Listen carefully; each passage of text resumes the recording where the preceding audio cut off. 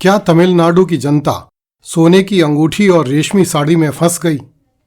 थलपति विजय की राजनीतिक एंट्री ने तमिलनाडु की पारंपरिक द्रविड़ राजनीति, जिस पर दशकों से द्रविड़ मुनेत्र कड़गम और ऑल इंडिया अन्ना द्रविड़ मुनेत्र कड़गम का वर्चस्व रहा है, को एक नई चुनौती दी है।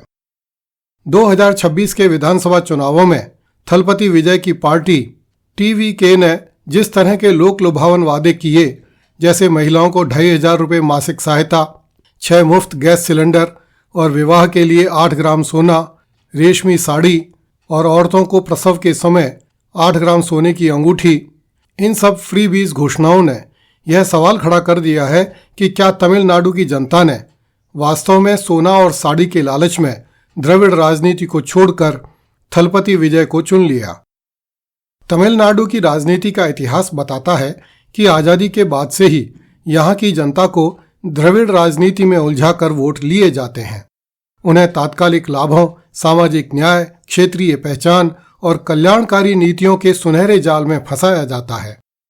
डीएमके और एआईडीएमके आज़ादी के बाद से यही करती आ रही हैं। दोनों ही दल लंबे समय से मुफ्त योजनाओं और सामाजिक कल्याण के वादों के लिए जाने जाते रहे हैं। मुफ्त टेलीविजन, लैपटॉप, साइकिल और यहाँ तक कि घरेलू उपकरण देने की परंपरा पहले से ही तमिलनाडु में मौजूद रही है।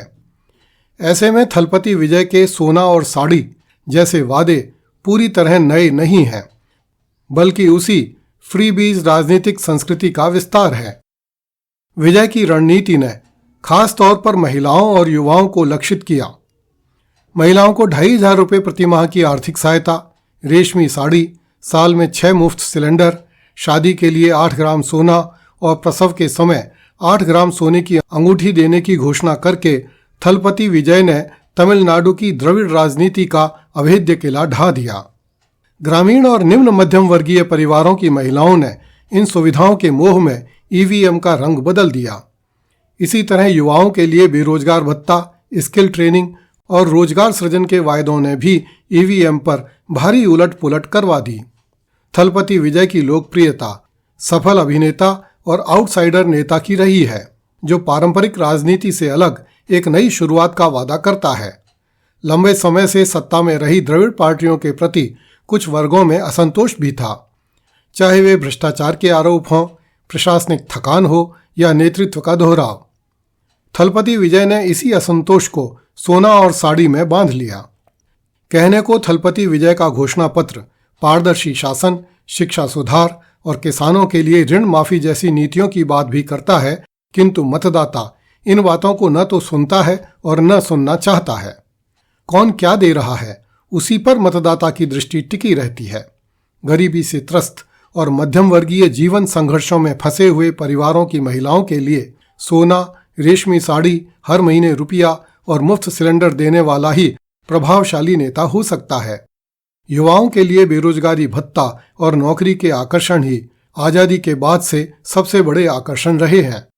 भारत में धर्म, रिलीजन और मजहब वोट बैंक का निर्माण करते हैं, किंतु द्रविड़ राजनीति में हिंदू धर्म को अधिक महत्व नहीं दिया जाता, अपितु हिंदू कहने और कहलाने से बचा जाता है। तमिलनाडु में आज भी लगभग 88% हिंदू, 6% मुसलमान और 6% ईसाई रहते हैं। ईसाई अपने रिलीजन के प्रति और मुसलमान अपने मजहब के प्रति समर्पित हैं, किंतु हिंदू धर्म को नहीं, अपनी द्रविड़ पहचान को प्राथमिकता देते हैं। थलपति विजय ने तमिलनाडु की इसी उलझी हुई पहेली का लाभ उठाया। थलपति विजय के पूर्वज हिंदू थे, किंतु अब यह परिवार स्वयं को ईसाई बताता है और ये दावा भी करता है कि वह हिंदू मंदिरों, ईसाई गिरजाघरों और मुसलमानों की मस्जिदों एवं दरगाहों सभी में विश्वास रखता है। इस कारण थलपति विजय के लिए तमिलनाडु के वोटरों को एक ही झटके में खींच लेना आसान हो गया। थलपति विजय की इस जीत में कोई सैद्धांतिक दर्शन अब तक तो दिखाई नहीं पड़ता है, वोट खींचने की जादूगरी ही अधिक दिखाई पड़ती है।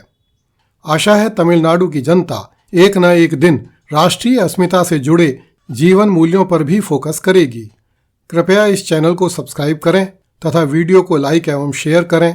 धन्यवाद। जय हिंद।